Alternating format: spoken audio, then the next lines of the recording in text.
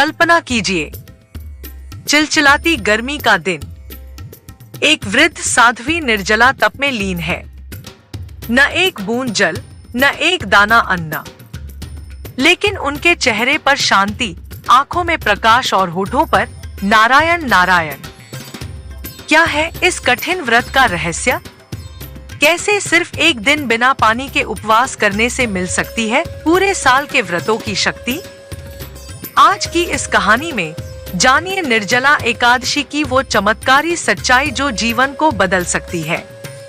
Video को आखिरी तक जरूर सुनिए, क्योंकि अंत में है एक ऐसा उपाय जो आपकी किस्मत खोल सकता है। निर्जला एकादशी वर्ष की सभी 24 एकादशियों में सबसे कठिन और श्रेष्ठ मानी जाती है। निर्जल रहने का अर्थ है जल तक ग्रहण न करना। यही इस व्रत को निर्जला बनाता है।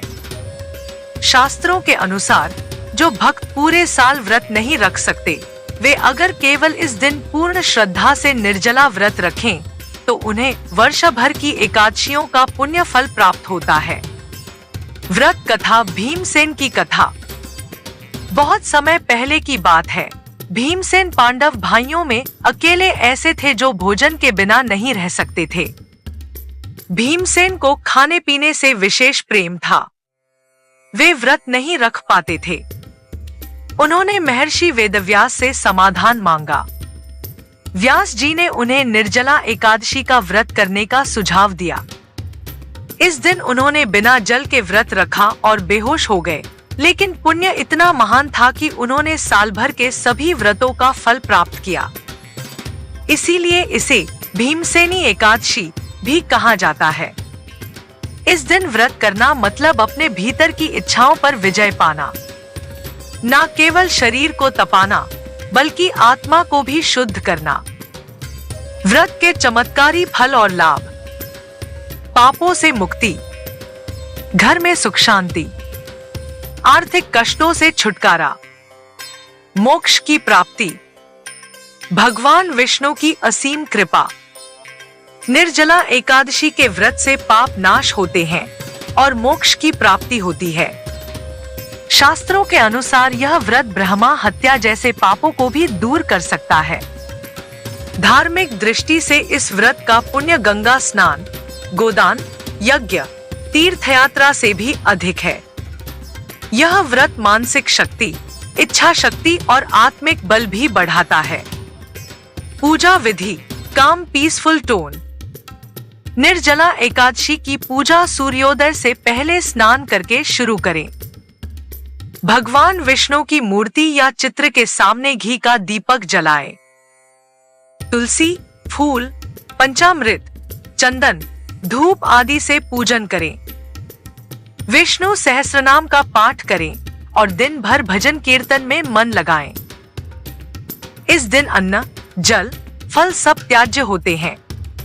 अगर शरीर पूरी तरह समर्थ न हो तो फलाहार कर सकते हैं। आज भी बहुत से लोग सिर्फ इस एक व्रत को पूरी श्रद्धा से करते हैं और फिर साल भर उन्हें बाकी एकादशी रखने की जरूरत नहीं पड़ती, क्योंकि इस दिन किया गया तप, जलदान और प्रभु का ध्यान कई जन्मों के पाप मिटा सकता है। और अगर आप इस दिन एक काम करें, एक गरीब को जल से भरा घड़ा और छाता दान दे, तो आपकी कुंडली के सबसे कठोर दोष भी शांत हो सकते हैं। तो इस निर्जला एकादशी पर एक संकल्प लीजिए। आत्मा की शुद्धि का, मोह से मुक्ति का और ईश्वर से जुड़ने का। तो अगर आप अपने जीवन में एक व्रत रखना चाहते हैं, तो निर्जला एकादशी ही क्यों ना हो। ये व्रत ना केवल पुण्य देता है, बल्कि मन को शुद्ध और जीवन को धन्य कर देता है। क्या आप इस बार व्रत रखेंगे? नीचे कमेंट में ओम नमो भगवते वासुदेवाय जरूर लिखें। वीडियो को लाइक करें, शेयर करें, सब्सक्राइब करना ना भूलें।